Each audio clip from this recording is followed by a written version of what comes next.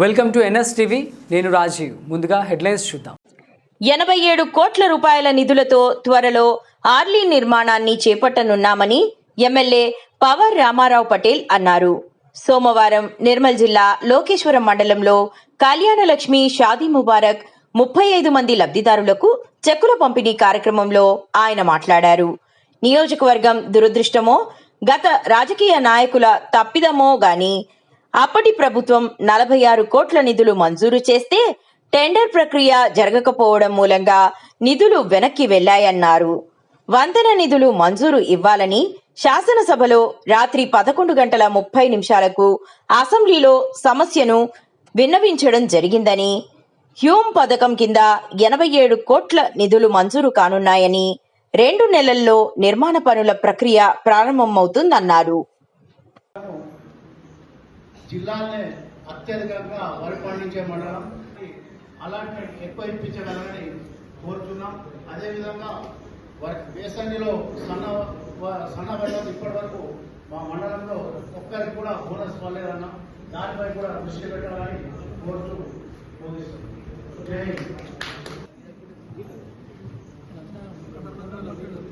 సభకు నమస్కారం. ఈరోజు కార్యక్రమానికి ముఖ్య అతిథి ఎమ్మెల్యే గారికి, మిగతా వేదికపై ఆశిస్తున్నటువంటి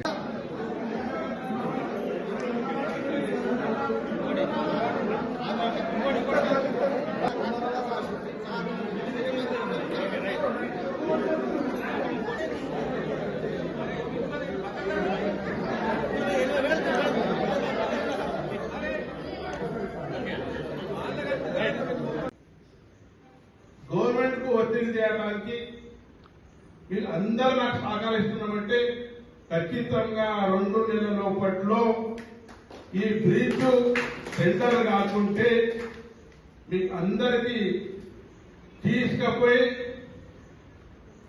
ప్రగతి భవన్ ముంగట ప్రజారాజ్యం ఏదైతే అంటున్నాం, ప్రగతి భవన్ ముంగట ధర్నాకు కూర్చుంటారు. ఈ సభాముఖంగా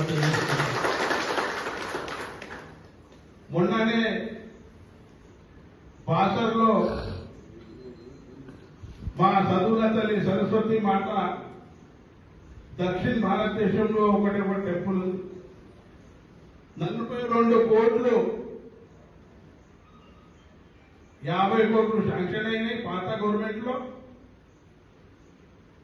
మన సరస్వతి టెంపుల్ కు 50 కోట్లు, అడలి పోచవ మాతకు 50 కోట్లు, మన నిర్మల్ జిల్లాకు 100 కోట్లు ఇచ్చారు.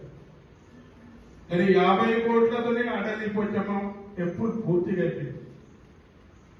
సరస్వతి మాత టెంపుల్ కు నా టెండర్ పెట్టలే, నా టౌన్ ప్లాన్ చేయలే. దయచేసి దీనికి మీరు అపార్థం చేయకుండా ఏ రాజకీయ నాయకుడికి నేను తిట్టగచ్చిన ఒకటి వాస్తవంగా మీరు ఏర్పాటు చేసుకోండి. రాజకీయ నాయకుల లోపమా, మన నియోజకవర్గం దుర్దశమా అని సభాముఖంగా మీకు తెలుస్తుంది. ఆ 42 కోట్లు అప్పుడే టెండర్ కాన్ఫర్ అయితే వర్క్ స్టార్ట్ అయితే ఇవాళ 42 కోట్లు ఈ గవర్నమెంట్ కాంగ్రెస్ గవర్నమెంట్ వచ్చిన తర్వాత రేవంత్ రెడ్డి గారు రిటర్న్ పోయింది. అసెంబ్లీలో ఎన్నోసార్లు మాట్లాడారు. ఒకసారి అయితే మేడం అన్నది ఓయూకి సరస్వతి టెంపుల్ ఎందుకంటే ఇది టోటలీ ఒకసారి మీరు వస్తే తెలుస్తుంది అది ఎంత శక్తిపీఠం ఉంది అన్న తర్వాత కూడా మొన్న క్లియర్ గా దసరా దీపావళి లోపట్లో కాకుంటే బాసర్లోనే నేను అలకృష్ణ కూర్చుంటున్నానని చెప్పిన వాస్తవంగా కూర్చుంటారని కూడా మీకు సభాముఖంగా తెలియజేస్తున్నాను. అదేవిధంగా మన సోదరులు సాయన్న గారు చెప్పారు, వెటర్నరీ డాక్టర్ లేడు. ఇప్పుడు వాస్తవంగా ఇంట్లో కూడా ప్రోటీన్ ఉన్నాయి, విటమిన్స్ ఉన్నాయి, అటువంటి గోధుమలు ఉన్నాయి. మన దగ్గర ఖచ్చితంగా అందరు మక్క అంటున్నా తీసేసి ఇది కూడా ఇంట్రొడక్షన్ చేస్తున్నాం. కొత్త ఇంట్రొడక్షన్ చేసుకొని ఇది కూడా పబ్లిక్ లో తీసుకుంటున్నాం. సభాముఖంలో తెలుస్తున్నాను. యూరియా కోత గురించి చెప్పారు. వాస్తవంగా మన నిర్మల్ జిల్లాలోనే ఎక్కువ వరి పండించే మండలం అంటే లోకేశ్వరం మండలం. ఈ మండలంలో యూరియా కావాలి. మండే ట్యూస్డే సోమవారం మంగళవారం నేను హైదరాబాద్ పోతున్నాను. తుమ్మల నాగేశ్వరరావుకు మాట్లాడి ఆ యూరియా కోత లేకుండా చూస్తా అని ముఖ్యమంత్రి చూస్తున్నాను. లోకేశ్వర మండలం అంటే చాలా తెలియమంతుల మండలం. కొడితే మాత్రం నీళ్ళు కూడా తాగం, ఇస్తే మాత్రం అవుట్ రైట్ ఇచ్చేస్తారు. అటువంటి మండలి ఇది. ఇంకా 3.5 సంవత్సరంలో ఇరిగేషన్ గురించి అయితే నేను ఖచ్చితంగా చెప్తున్నాను, సస్యశ్యామలం చేసే బాధ్యత నాకు. ఉత్తమ్ కుమార్ రెడ్డి ఇల్లు ముంగట కూర్చుండి ఆయన 10 తిట్టేవి తిట్లు పడి డ్యామేజ్ ఉన్న లిఫ్ట్ ఇరిగేషన్.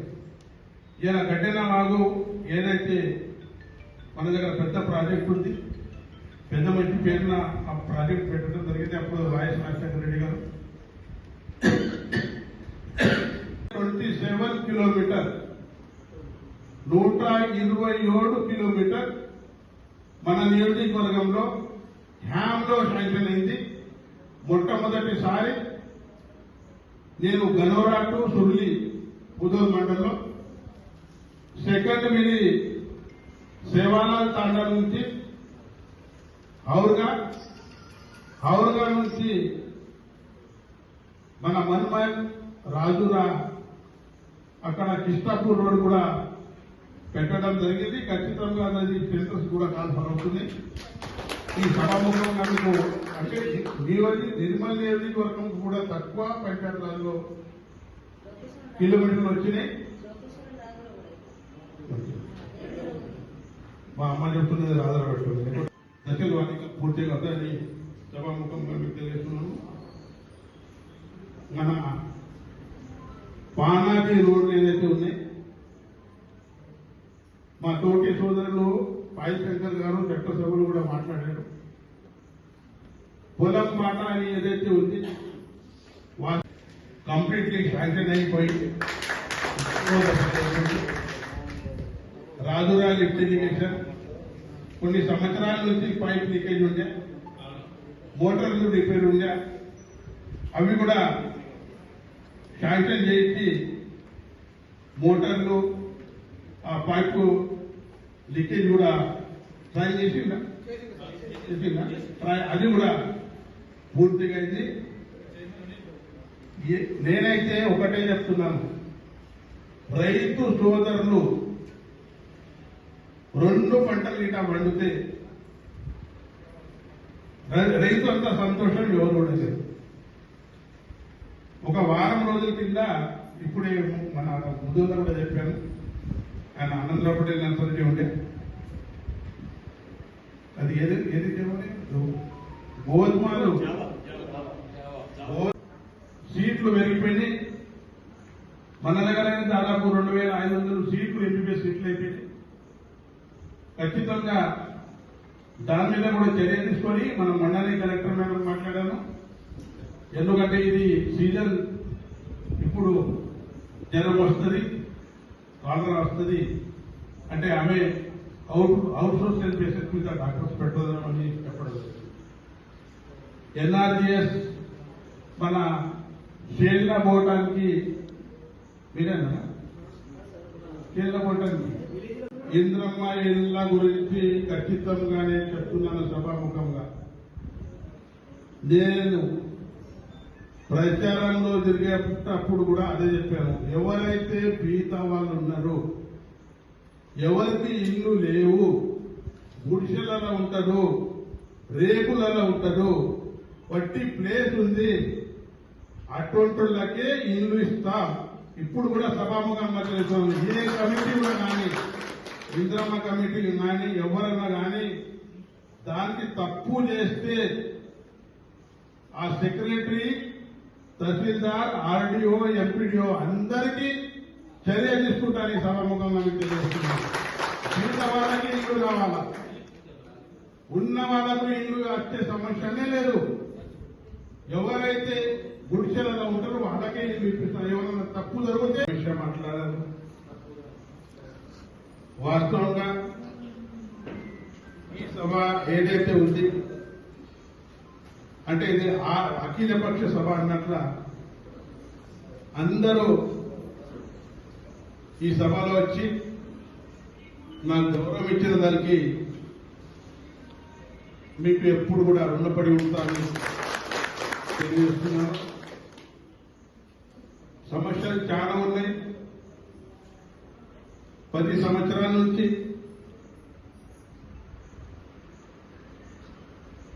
ఉన్న ప్రభుత్వం అనుకుంది, నాయకులు అనుకుంది, లోపం వల్ల మన మండలికి న్యాయం కాలేదు. నాకు ఎప్పుడు ఛాన్స్ దొరుకుతుంది. అసెంబ్లీ ఏ రోజు నడుస్తుంది, ఒక్క రోజు కూడా 10 రోజులు అసెంబ్లీ నడితే 10 రోజులు కూడా నేను నా నియోజకవర్గం ప్రజల గురించి, నా డెవలప్మెంట్ గురించి ప్రతి మాట, నిమిషం మాట కూడా చట్టసభలో ఎంట్రీ అవుతుంది. ఆ మాట ఏదైతే ఫస్ట్ ఒకసారి నాకు మీరు అందరు చెప్పారు, ఎలక్షన్లో తిరిగినప్పుడు కూడా మీరు చెప్పారు, సార్ అర్లీ బ్రీఫ్ కంపల్సరీ మనకు కావాలి, వాస్తవంగా కావాలి. ఎందుకంటే కుంటాల మండలం నుంచి వచ్చేటప్పుడు కూడా నిజామాబాద్ పోవాలంటే దగ్గర, నర్సాపూర్ వాళ్ళకు కూడా దగ్గర, ఇక్కడ కొంత ముదోల్ మండలం వాళ్ళకు కూడా కొంత దగ్గర అవుతుంది. లోకేశ్వర్ మండలి టోటల్లీ అయితే దగ్గర అయిపోతుంది. ఆ బ్రిడ్జ్ కంపల్సరీ కావాలని చెప్పడంతో అసెంబ్లీలో ఒకరోజు 11:30 రాత్రి 11:30 అయింది. లాస్ట్ ఆర్ఎండ్బి మినిస్టర్ మీద అంటే ఏమేమి ఉన్నాయో దాన్ని మాట్లాడడానికి 11:30 దాకా నేను అసెంబ్లీలోనే ఉన్నా. వెంకటరెడ్డి గారికి వెంకన్న అని అంటాను నేను. నా సమస్య సాల్వ్ చేయాలని మన అర్లీ విలీజ్ నాకు కంపల్సరీ కావాలి. గత ప్రభుత్వం టీఆర్ఎస్ ప్రభుత్వం 46 కోట్ల దానికి శాంక్షన్ చేసి టెండర్ చేసింది. కానీ ఇప్పుడు వచ్చిన ప్రభుత్వం ఏదైతే పాత టెండర్స్ ఉన్నాయి, అగ్రిమెంట్ కాకుంటే అన్ని క్యాన్సిల్ చేయమని, అందులో అర్లీ బ్రిడ్జ్ కూడా క్యాన్సిల్ అయింది. మన ప్రభుత్వంకు చెప్పిన తర్వాత హ్యామ్ అని ఒక స్కీమ్ తీశారు. 40% రాష్ట్ర ప్రభుత్వం ఇవ్వాల, 60% బ్యాంకు నుంచి రుణం తీసుకోవాలా. ఆ 60% 100%లో ఫస్ట్ స్టేజ్ లో ఆర్ఎండ్బి డిపార్ట్మెంట్ నుంచి హ్యామ్ లో 87 crores 87 కోట్లతోని ఎస్టిమేట్ తయారు చేపించి ఏదైతే ఒక నెల లోపట్ల కానీ 2 నెలల లోపట్ల కానీ టెండర్ కాన్ఫర్ అవుతుందని సభాముఖంగా మీకు అందరికీ ఈ హ్యామ్ స్కీమ్ లో గవర్నమెంట్ కు ఒత్తిడి చేయడానికి వీళ్ళు అందరూ నాకు సహకరిస్తున్నామంటే ఖచ్చితంగా 2 నెలల లోపట్లో ఈ బ్రిడ్జ్ టెండర్ కాకుంటే మీకు అందరికీ తీసుకపోయి ప్రగతి భవన్ ముంగట ప్రజారాజ్యం ఏదైతే అంటున్నాం ప్రగతి భవన్ ముంగట ధర్నాకు కూర్చుంటారు. ఈ సభాముఖంగా మొన్ననే బాసర్లో మా చదువుల తల్లి సరస్వతి మాత దక్షిణ భారతదేశంలో ఒకటే ఒక టెంపుల్ 42 కోట్లు 50 కోట్లు శాంక్షన్ అయినాయి పాత గవర్నమెంట్ లో. మన సరస్వతి టెంపుల్ కు 50 కోట్లు, అడవి పోచవ మాతకు 50 కోట్లు, మన నిర్మల్ జిల్లాకు 100 కోట్లు ఇచ్చారు. కానీ 50 కోట్లతోనే అడవి పోచమ్మ టెంపుల్ పూర్తిగా అయిపోయింది. సరస్వతి మాత టెంపుల్ కు నా టెండర్ బిడ్డలే, నా టౌన్ ప్లాన్ చేయలే. దయచేసి దీనికి మీరు అపార్థం చేయకుండా ఏ రాజకీయ నాయకుడికి నేను తిట్టగచ్చిన ఒకటి వాస్తవంగా మీరు ఏర్పాటు చేసుకోండి.